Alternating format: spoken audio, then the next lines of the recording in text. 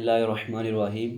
جیسا کہ ہم سب جانتے ہیں کہ آج 16 رمضان المبارک کا دن ہے اور کل جو آنے والا دن ہے وہ 17 رمضان المبارک کا دن ہو، اسلام کی تاریخ کا وہ چمکتا ہوا دن جس دن اللہ تبارک و تعالی نے مسلمانوں کی مدد کی اور مسلمانوں نے رسول اکرم صلی اللہ تعالی علیہ وآلہ وسلم کی قیادت میں کفار کے اگینسٹ، کفار کے مقابلے میں اپنی پہلی فتح کو سمیٹا، یعنی غزوہ بدر، جس میں مسلمانوں نے کفار کے اگینسٹ کامیابی حاصل کی۔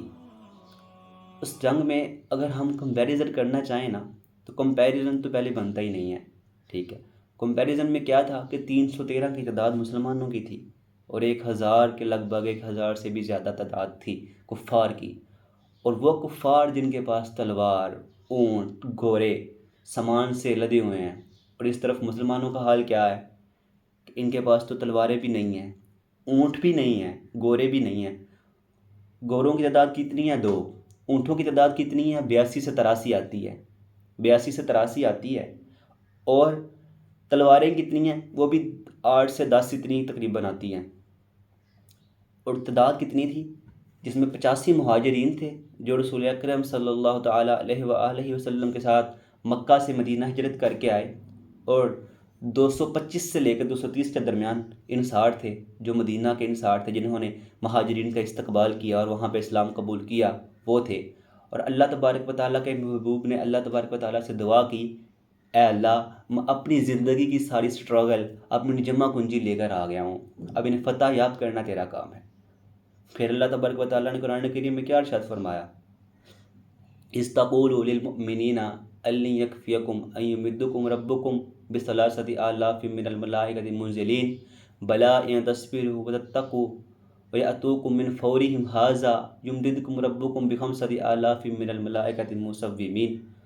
اور اے محبوب، جب تم مومنوں سے، مسلمانوں سے کہتے تھے کہ بے شک کیا تمہارا اللہ تمہیں کافی نہیں ہے جو تمہاری مدد کے لیے 3000 فرشتے بثلاثۃ آلاف من الملائکۃ منزلین، جو تمہاری مدد کے لیے 3000 فرشتے زمین پر اتار دے گا، تو اللہ تبارک و تعالیٰ آگے کیا فرماتا ہے؟ ہاں بے شک اگر تم پرہیزگار رہو، اگر تم تقوی اختیار کیے رہو، اگر تم اللہ تبارک و تعالیٰ پر ایمان رکھتے رہو، تو پھر اگر مشرکین کفار تم پہ اچانک حملہ کر دیں، تمہیں خبر بھی نہ ہو، اگر تم پر اچانک حملہ کر دیں، پھر اللہ تعالیٰ کیا فرماتا ہے؟ بخمسۃ آلاف من الملائکۃ مسومین، اور میں 5000 فرشتوں کو زمین پر اتار دوں گا تمہاری مدد کے لیے۔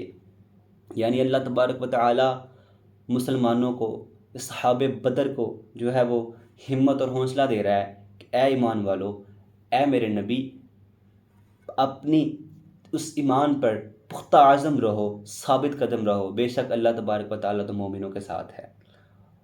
اور آج کا دن دیکھ لیں، آج آپ دیکھ لیں کہ مسلمان جو ہیں وہ دنیا میں سب سے زیادہ پائے جا رہے ہیں، سب سے زیادہ، سب سے بڑا جو مذہب ہے دنیا کا وہ اسلام ہے۔ لیکن آج کیا ہو رہا ہے؟ آج ہم پر ظلم ہو رہے ہیں۔ فلسطین میں، برما میں، غزہ میں، کشمیر میں مسلمانوں کو تہس نہس کیا جا رہا ہے، مسلمانوں کی عزتوں کو اچھالا جا رہا ہے، مسلمانوں کو سر عام قتل کیا جا رہا ہے۔ لیکن ہمارے سر پر تو ایک جون ڈینگ رہی، ہم لوگ کیا کہہ رہے ہیں؟ ٹھیک ہے یار، ہمارا مسئلہ نہیں ہے، ہمارا مسئلہ نہیں ہے، یہ مسئلہ ان کا ہے، یہ ہمارا ہی مسئلہ ہے، بروز قیامت پتہ چل جائے گا کس کا مسئلہ ہے۔ پھر اللہ تبارک و تعالیٰ ایک جگہ اور ارشاد فرماتے ہیں، وَلَقَدْ نَصَرَكُمُ اللَّهُ بِبَدْرٍ وَأَنْتُمْ أَذِلَّةٌ فَاتَّقُوا اللَّهَ لَعَلَّكُمْ تَشْكُرُونَ۔ اور یاد کرو اس وقت کو جب تم تعداد میں تھوڑے تھے، یعنی بدر کے مقام پر، پھر اللہ تبارک و تعالیٰ نے کیا کیا؟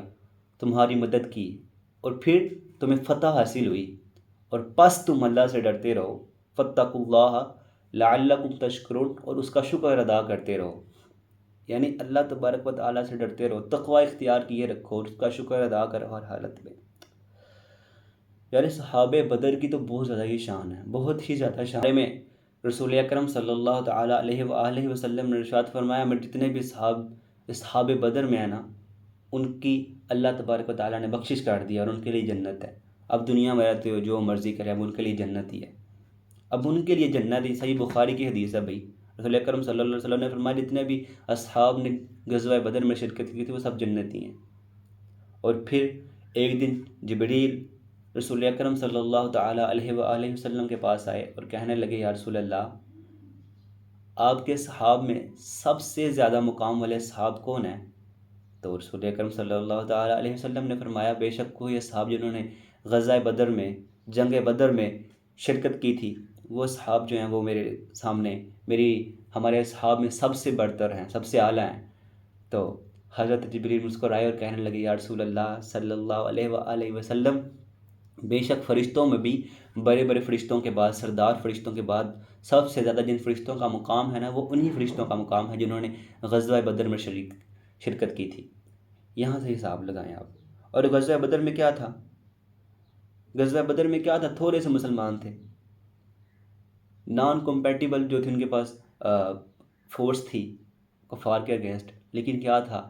جذبہ ایمانی تھا، ان کے پاس وہ طاقت تھی جو آج کے مسلمانوں کے پاس نہیں ہے، ان کے پاس ایمان کی طاقت تھی جو ہمارے پاس نہیں ہے۔ ہمارے پاس آج وہ سب کچھ ہے، ہمارے پاس ہتھیار ہیں، پیسہ ہے، مال ہے، سب کچھ ہے، لیکن ایک چیز کی کمی ہے، ایمان کی۔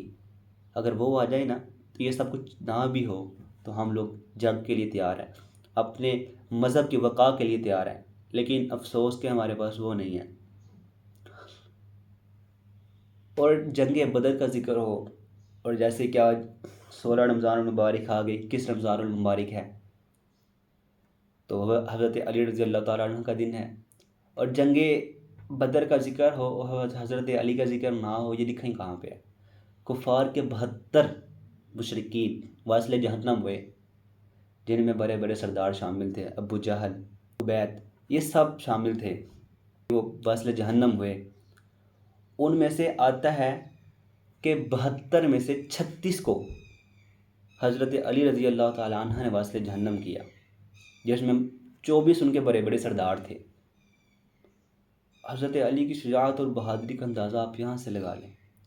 حضرت علی تو وہ شخص ہیں جنہوں نے اسلام کو زیرو سے پیک تک جاتے ہوئے دیکھا۔ جب حضرت علی نے اسلام قبول کیا تھا تب تو تھوڑے ایسے لوگوں نے اسلام قبول کیا تھا، بچوں میں سب سے پہلے حضرت علی کا نام آتا ہے۔ کچھ مورخین لکھتے ہیں 7 سال کی عمر میں، کچھ لکھتے ہیں 9 سال کی عمر میں آپ نے اسلام قبول کیا۔ اور پھر وہ وقت آیا کہ جب اسلام 3 بر اعظموں پر پھیل چکا تھا، جب اسلام حضرت خالد بن ولید کی قیادت میں یروشلم کو، پرشین امپائر کو، شام کو، عراق کو، یمن کو تباہ کر چکا تھا، ان پر قابض ہو چکا تھا۔